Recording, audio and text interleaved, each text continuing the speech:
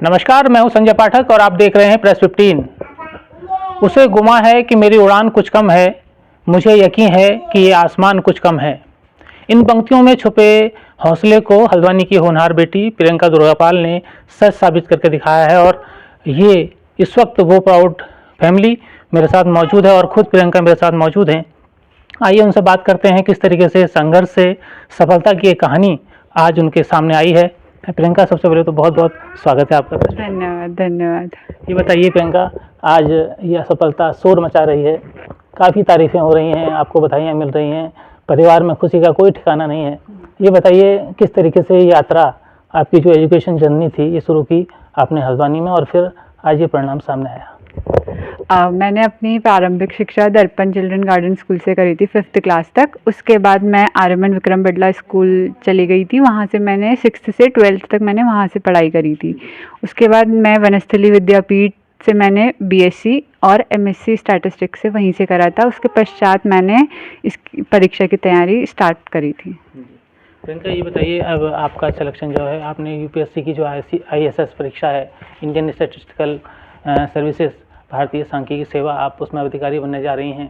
ये बताइए जो कितनी चुनौतियां थीं, ये बड़ा लक्ष्य था, हमें पता चला कि आपने काफ़ी संघर्ष के लिए किया है, ये आपका 4th अटैम्प्ट था इसमें।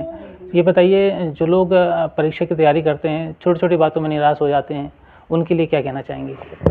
मैं यही कहना चाहूँगी कि हमें निराश नहीं होना चाहिए, अपनी मेहनत करती रहनी चाहिए। जैसे गीता में लिखा हुआ है कि कर्म करते रहिए, फल की चिंता नहीं करनी चाहिए। उसी तरह हमें अपने जो हमारे जीवन का लक्ष्य है उसके प्रति पूरे सच्चे मन से मेहनत करती रहनी चाहिए। तो लक्ष्य की प्राप्ति एक ना एक दिन अवश्य हो जाएगी। जो भी असफलताएं बीच में आती हैं उनसे हमें निराश नहीं होना चाहिए। उनसे हमें यही सीखना चाहिए कि वह हमें किसी न किसी बेहतर चीज़ के लिए तैयार कर रहे हैं। बिल्कुल यही कहना चाहेंगे। प्रियंका, ये बताइए, हर कोई इस वक्त आपको देख रहा है इस वक्त, ये बताइए क्या रूटीन आपका रहता था, अगर मैं जानना चाहूँ? पढ़ाई कि हम जब सफलता तो सबको अच्छी लगती है, लेकिन उसके पीछे की जो मेहनत होती है वो कोई नहीं देखता। तो ये बताइए क्या रूटीन आपका रहता था कॉमन जिस दिनों में, और फिर आपने ये आज सफलता हासिल की है? रूटीन ऐसा था कि मैं मतलब पढ़ती ही थी, पढ़ने के अलावा और क्या ही काम होगा। तो मैंने लाइब्रेरी ज्वाइन कर रखी थी, मैं वहीं जाती थी पढ़ने के लिए। तो मतलब जितना मेरे पास समय होता था मैं पढ़ती ही थी। उसके जब तक थक ना जाए पढ़ाई करनी है।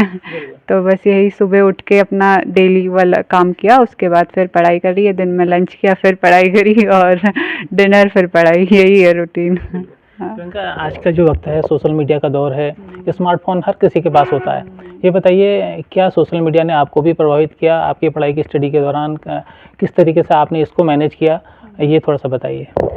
सोशल मीडिया मैं बिल्कुल यूज़ करती थी, ऐसा नहीं कहूँगी कि नहीं यूज़ करती थी, लेकिन मेरे को पता था कि मेरे को कहाँ पे स्टॉप करना है। मतलब कंट्रोल जो था वो मेरे को पता था कि जब मतलब इतना मुझे देना है इसको समय, इससे ज़्यादा मुझे समय नहीं देना है। तो मैं उसका यूज़ करती थी, बट एक लिमिटेड उसमें यूज़ करती थी कि वो मेरी पढ़ाई में या मेरे जो मेरे जीवन का लक्ष्य है उसमें इतना प्रभाव ना करे कि मैं सोशल मीडिया से अपने लक्ष्य को भूल जाऊँ। वो बस एक बहुत ही वो सोशल मीडिया भी मैं इसलिए यूज़ करती थी कि जो हमारे जनरल अवेयरनेस है, जो चीज़ें हमें पता चले, बस इतना ही मेरा उसका उपयोग रहता था।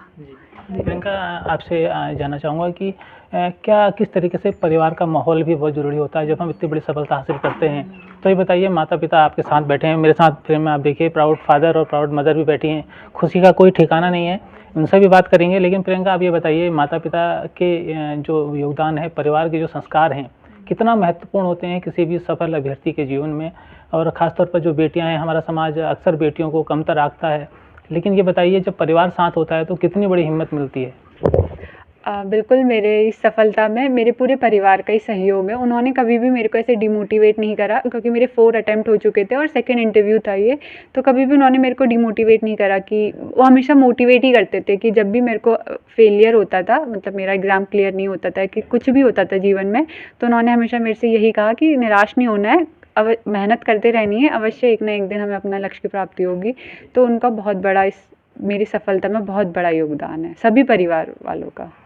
प्रियंका, ये बताइए, अब तो जब से खबर आई है कि आपने ISS की परीक्षा टॉप की है, आपने सफलता पाई है, तो बधाइयों का तांता लग रहा होगा। तो किस तरीके से मैनेज कर रही हैं अपने पूरे दिन भर के शेड्यूल को, आप ये बताइए। हाँ, अभी तो थर्सडे को ही रिजल्ट आया है, आज संडे है, तो अभी तो हाँ थोड़ा हो रहा है कि लोग आ रहे हैं।